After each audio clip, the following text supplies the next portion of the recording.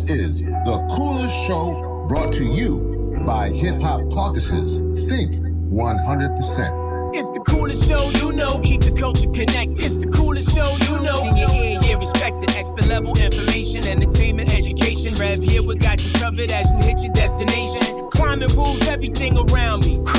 For those who lost focus, close your eyes and just dream. Open your third eye, now the world is your off. Coolest show you know, it's the Hip Hop Caucus. Family, welcome to the coolest show as we continue our season 7 focus on how film and production function as tools for justice. We're leaning into the idea that storytelling doesn't just inform, it transforms, because culture shapes policy and policy shapes lives. When we talk about the climate crisis, we often focus on policy debates and scientific reports, but film has the power to make those realities personal, to help us see the human stakes behind the data. Today, we're joined by Josh Bones Murphy, an award-winning filmmaker, director, and lifelong environmentalist whose work brings complex environmental issues to the screen in ways that challenges systems and sparks conversations. From overfishing to plastic pollution, his films push us to look deeper at how our choices and our structures impact communities and ecosystems. So I'm so happy. And also we have a new documentary called The Plastic Detox. So we're going to get into that. But before we get into that, Josh, I've always called you Josh, but I noticed that people call you Bones. Which one actually do you prefer? Or do you like them both? Which one do you like? Both. I was a very skinny kid. And a friend of our family told my dad I looked like nothing but a bag of bones when I was a year and a half old. And I've been synonymous, Josh and Bones, my whole life. Oh, man. That's what's up. and so actually, let's start there. I'm actually going to ask because I know you mentioned. So one thing, folks, you should know, me and Josh, and I may go back and forth, say Josh and Bones, so people, and for those who are listening. But, since I've been calling him Josh, I'm just going to keep calling him Josh. But I may slide the Bones in here a few times as well. One of the things we both have an affinity for ice hockey. Some of you who listen to this podcast know that my son plays professional ice hockey now overseas, and he's doing his thing. But what I have learned, because I know that Josh Bones Murphy is one of the directors of the Plastic Detox documentary, which is going to be on Netflix. His dad was a goalie, right? That's it. He was a goaltender. Hockey was his life.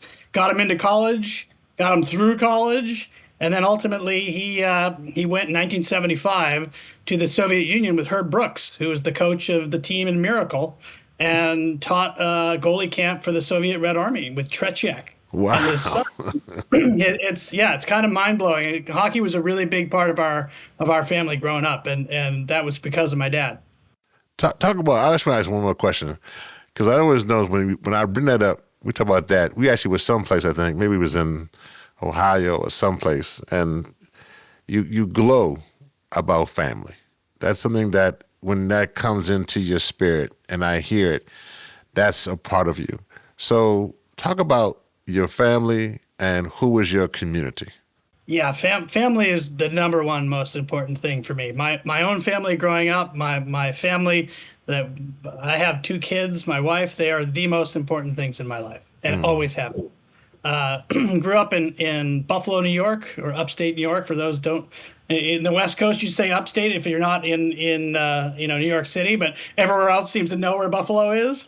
And we had a very tight family. My father was an educator, so he ran schools, and my mother was a tutor for learning disabled kids. I'm dyslexic, proudly dyslexic, I like to say, and my dad dyslexic as well. And the reason I think I am not a complete degenerate today is because my family helped me, and they understood what my limitations were and celebrated my successes.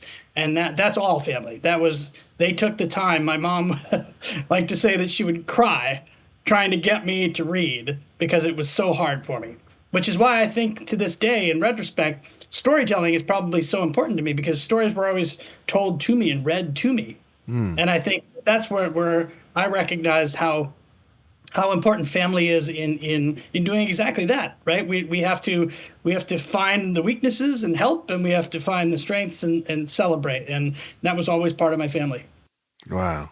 Well, you continue to light up, and you talk about your family. It's beautiful. Now you also, you're trained as a natural resources scientist and fisheries biologist before stepping fully into the filmmaking and storytelling.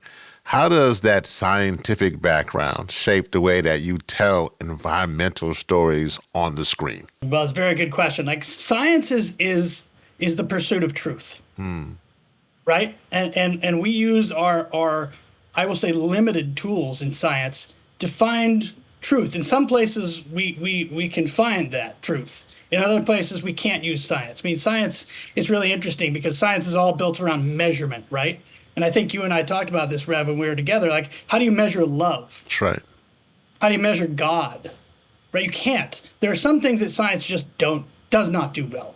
And so for me, science was a way to kind of categorize the world around me and help me better understand how I interact with this amazing natural world. I was, as a kid, I wanted to be either Jacques Cousteau or a professional hockey player.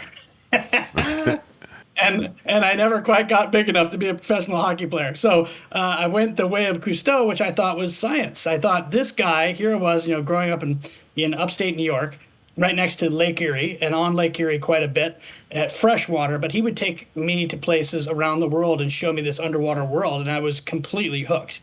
And I was like, I want to do that. And I thought of him as a scientist. And only years later, after I got into film, did I realize he's first and foremost a filmmaker, a storyteller. And that's how he got me. That's how he got me excited about the natural world, was telling stories. And so now I see science as informing story, but science is about data, and science is about saying, what does the data tell us? The way we interpret that data is where story becomes a large part of it, because none of us react to anything without being told a story first. So the science can inform the story that tells us the reality. And I think that's what's so important, is that if you're based in truth and you're based in fact, then you're able to tell a story that you can see with your own eyes. Classically, there's three ways to convince people. This is what the philosophers from back in the Greek times told us. There was logos, ethos, and pathos. Logos, the idea that you build logic one by one. That's the scientific way. You find the logic of it. But then ethos is like, tell me that you're an expert, your lived experience, your PhD, your Rev, something that shows that you're dedicated and you know about it.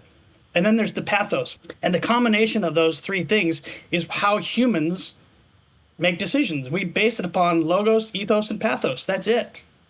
And so it's always good to know where people begin their stories. Do they begin their stories in the feeling, or do they begin their stories in the logic? They begin their stories in their expertise and then go to the logic, or their expertise and go to the feeling. Every story enters in one of those three modes, pretty much. And so for me, I wanted to know how the natural world worked so I could build upon science before making judgment upon what might be right or wrong. Wow. I will tell you, you're doing that. And for folks who want to see the latest example of that, please, without a doubt, tune in wherever you are and check out the Netflix special and documentary Plastic Detox. That's definitely a place to see the amazing work that Josh and the whole team did to do that. And something, I want to ask you this question on the heels of that because as an environmental filmmaker, you have this very unique position of telling the stories of something that is both beautiful, our environment, but also falling apart. The ability to tell stories of something that is could be used for good in one aspect, but also could be killing us on the other hand. So what have you learned about the power of visual storytelling to shift public consciousness? And let me go further. And how are you using film today to move people from awareness to action, particularly in dealing with this climate crisis? Well, I'm going to go back to a direct quote that I heard from you the first time we met at the Environmental Media Awards in Los Angeles. And I think you were quoting Tony Cade Bambara. Yes. The role of the artist is to make the revolution irresistible. Yes, indeed. And when you told me that, when you said that to the audience, it went through me like a lightning bolt. And it still is on the top of my computer here. Every time I look at my computer, I say, that is my job. My job as the artist is to make the revolution irresistible. So if my job is just to tell people what to do, I've failed. If I empower them to do it through beauty and through conflict and through deeper understanding and mostly through character, then people internalize it themselves. There's the difference between empathy and sympathy. Sympathy is feeling for somebody. Empathy is feeling like you are in their shoes. You are feeling with that person. And for me, empathy is the key, because my job is to make you care, as do the people in the films that we build. If I can't do that, then I'm telling you, and that's very different. And so I think that's what is required right now in this time of really powerful narratives that are winning or losing the battles. And in reference to the climate issue that you pointed out, and I've made a number of films on climate, I think we have been losing the battle based upon our narratives. And I think we can continue to do better, which is why you do what you do, Rev, so well, and why I always look for ways to do what I do better, because people have now foregone truth for story. And somebody told a better story. And that's up to us now to see how we can adjust. And so we have to be grounded in fact, but then we have to say, how do we tell that better story so that people believe, Yeah, no. As you were talking, because obviously you and the other phenomenal directors and other producers and other folks who are part of Plastic Detox, which is on Netflix. As you were talking, one thing came up was about courage. I'm listening to you, and I think that's a huge part about storytelling and story building, that you're telling a story that some people don't want to be told because they understand the consequences of that, and they realize that if that story gets out, then they can't do what they want to do. In that, I'm curious, as you were, obviously, as you have now told this story, was there something, much as you can say without, when we want people to go there on Netflix and check it out, but was there something that was like, even you were like, wow, I didn't know that. That is, that's something. And almost kind of like, oh my goodness kind of moment. Yeah, and I will say that I like to think of myself as courageous, but I stand on strong shoulders of so many other courageous storytellers before, and I think I look at what's been done in the civil rights movement as that's courage.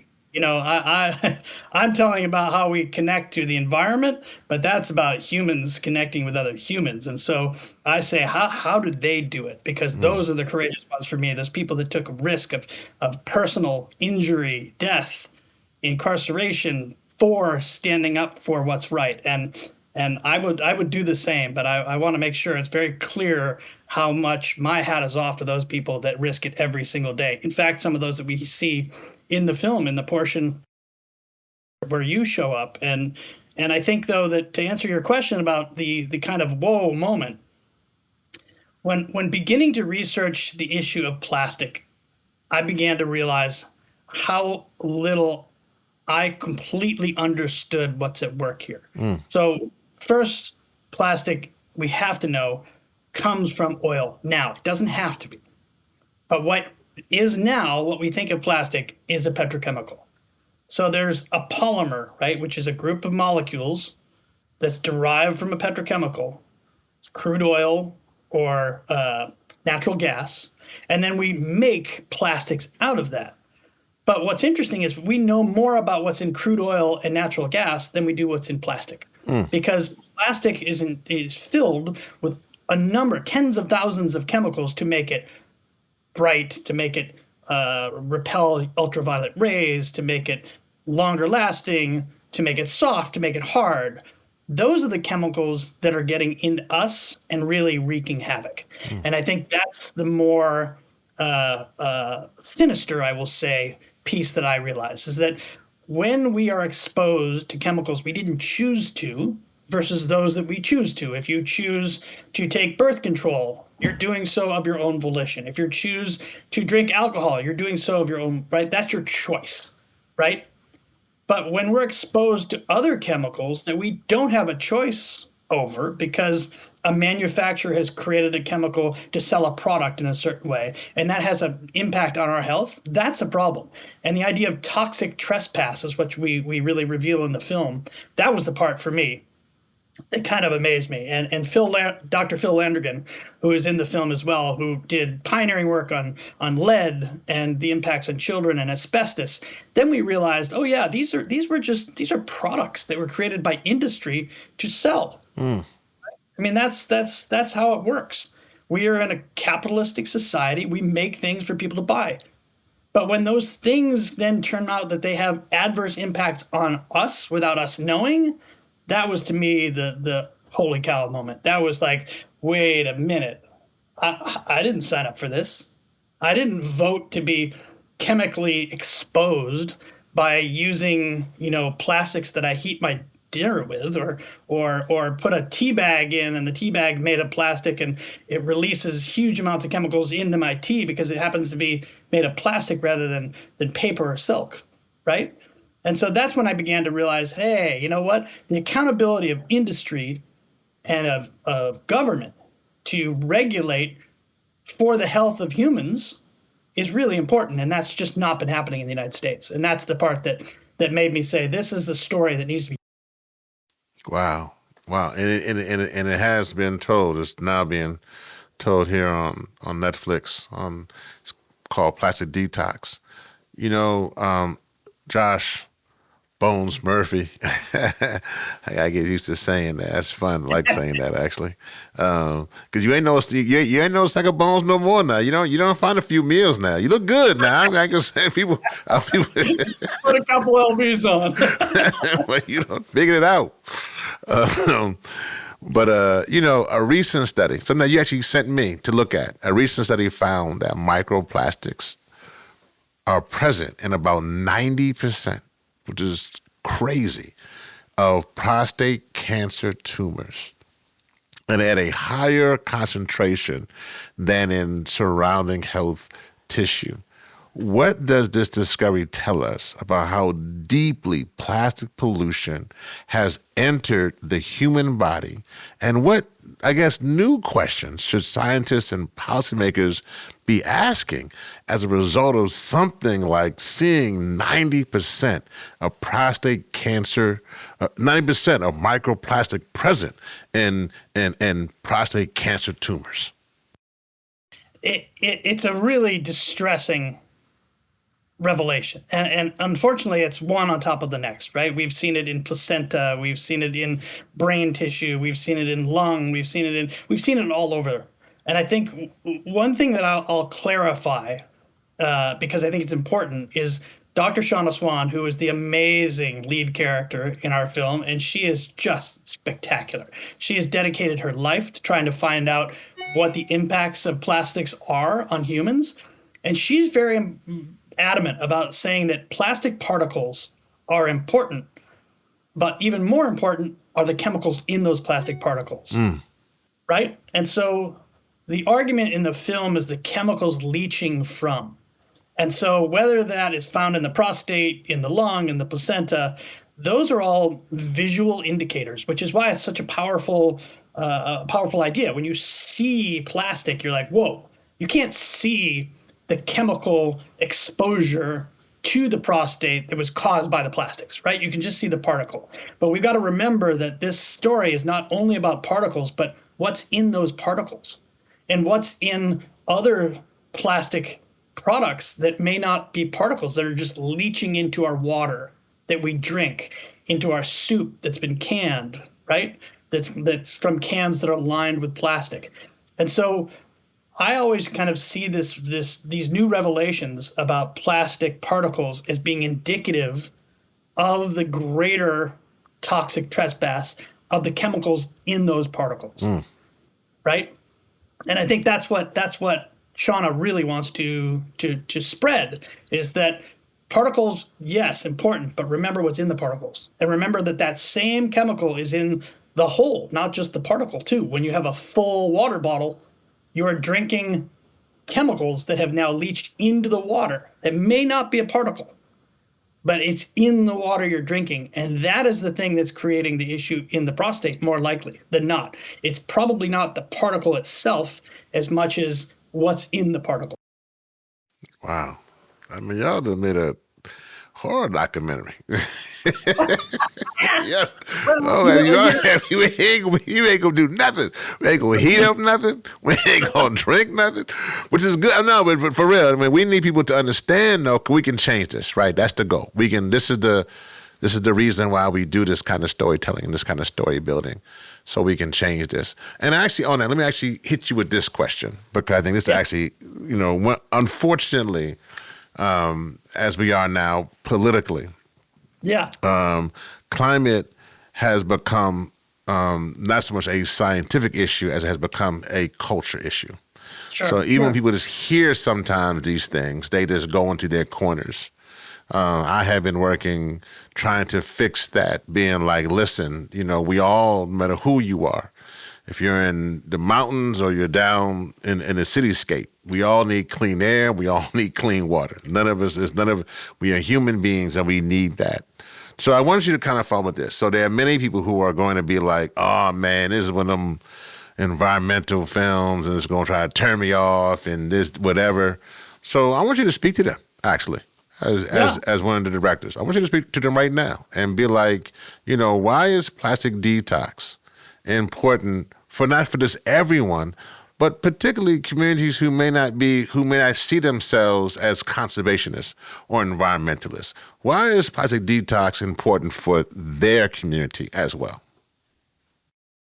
Well, you bring up a really good point. And I'll first start off by saying that there are plenty of issues politically that both sides of the political spectrum will never agree on. If you talk about Second Amendment rights, you talk about freedom of religion rights, you talk about women's rights, reproductive rights, there is a chasm between the left and the right that may never be bridged. Environment is not one of those. Like, I have no idea. Well, unfortunately, I do have an idea because I've done a lot of research on it, but why is environment, the thing that impacts all of us, politically charged? Right? Because what affects me affects you. We might be living next door to one another and vote completely different. But when the environment that we both share is impacted, my health and your health are affected. Doesn't matter what our politics are. And that's where I keep thinking that environment has to be this place that pulls us together as a country. And it's unfortunately not that way because it's being used as a wedge issue, which is a social issue, once again, right? But I think this film particularly should make people of any political system, any belief system, pay attention. Because what we revealed in this film was the impacts of fertility, and specifically on male fertility. And I jokingly have said, if you want to make change in this world, just talk about dudes' junk. Facts. And then pay attention, right? Well, this is all about your junk, because this impacts the way you can pass on your gametes. Like, being male is not whether or not you wear a cowboy hat and smoke a cigarette. Being male means, can you pass on your genetics to the next generation? That's what biologic maleness is. It's not how we identify. It's our success in passing on our gametes. That's it. Biology 101. So if we are less male because of the impacts of plasticizing chemicals, and that impacts fertility rates, That impacts testosterone, which impacts a whole bunch of other systems of health in men. That impacts sperm motility, the ability to swim, sperm production numbers, the ability to successfully reproduce. Everybody should be listening, because we are seeing a huge drop in fertility. And we've spoken about this, that our grandfathers had a higher sperm count than we did. They were better at being biologically male than we are, right? And so are we okay with that? I know I'm not okay with it, and I don't think anybody of either political stripe that I know, good friends both sides, none of them would be okay with that. And so that's why I think we have to pay attention, because the story we were told about plastics was that nothing to see here. Everything's fine. It can only make us better. It makes life better. And that is actually one of the slogans of the American Chemical Council, which is better life through chemistry. Right? That's the slogan. They will make life better. They didn't talk about the implications, the secondary effects of that. And I think that's what we need to know. That's what this story is supposed to do, is to say, we have this love affair with this material. Plastic does not have to be made out of plastic, petrochemicals. It does not have to have the toxic side effects that it does. We still want plastic. Nobody's saying we shouldn't have plastic. But we certainly can look at how plastic is made, and we can look at how plastic actually impacts us when these very aggressive chemicals are put into it by industry. And I think that's where we have to go back to saying, is it worth it? And if we can do better through green chemistry and other ways of non-petrochemical, non-deleterious chemicals that still give us the same material, that's what we should be doing. Well, Josh Bones Murray, I just have one more question for you. This time goes so quick, and I'm hopeful that people hear your passion and understand how important it is for people to watch this film that's on Netflix, Plastic Detox, and understand its importance. The great thing about this platform, I love it, this platform. Thank all the listeners who have made this one of the #1 environmental justice podcasts in the world. And so we appreciate that. And the audiences and people who listen to this understand that the communities hearing this are sometimes carrying the heaviest burden of pollution in those communities. And they are the ones who are exposed to both the chemical exposures, they're exposed to the patterns of environmental racism, and they're doing everything they can, those frontline and first-line communities. And some of those we see them here, we see them in the documentary Plastic Detox. But our audience who listens to the Coolest Show are largely Black, brown, and indigenous communities. And so I would say that if you had one clear, direct message to share with them about this issue, what would you want them to understand most? I have a very powerful observation, specifically for my Black, brown, and indigenous friends, brothers, sisters. We made a story that it was okay to own people at one point. And we built laws and institutions to support that. That was a story that we told consciously. And when you think about that, the strength of a narrative that would allow the legal indenturedness of a certain person because of race, class, other, and you recognize that that's only a story. Remember, democracy is a story we wrote. It did not exist the way that the United States wrote democracy into our founding documents. We made it up whole cloth. We pulled from other places, but that's all stories. And those stories that we tell and that we make laws into and we make policy from are the things that drive the next generation. And so when I look at the issues like this, an environmental issue, an issue of toxic trespass in the case of plasticizing chemicals. I say, those people that are most effective help change the narrative. That's what the civil rights movement did. It changed that story, or it helped try to change the story. I don't think it's been fixed, I will say. But that was the most powerful advent of people in the United States standing up for a different story. And I think that if we look at that strength, that narrative power, then I want to ask those people to join, because many of those people are in the places that have higher rates of pollution, less opportunities for food, less opportunities for fresh food, non-packaged food, which carries plasticizer chemicals. Those people are worse off because of the economics of stories that have kept them there. And so if those people can help tell the story of liberation through narrative around truth, getting back to my scientific background, and what we can all learn, that hopefully we can all be much healthier, and hopefully we can all have more equity in our environmental future and personal future. I know that's a bold claim, but I really think that's what it is. It comes back down to who is the storyteller and what narrative wins. Josh Bones Murphy, phenomenal, award-winning independent filmmaker, director, and producer. Thank you for making sure that the world can see Plastic Detox, and hopefully they will pay attention. And future generations will look back, they will find your name, and they will say thank you. And we appreciate you for that. So much. I deeply appreciate you, Rev. Really, honestly, when we met, I know I've said this before, I felt an immediate connection, because I understand the power of the stories you tell and the way you bring new audiences to this issue.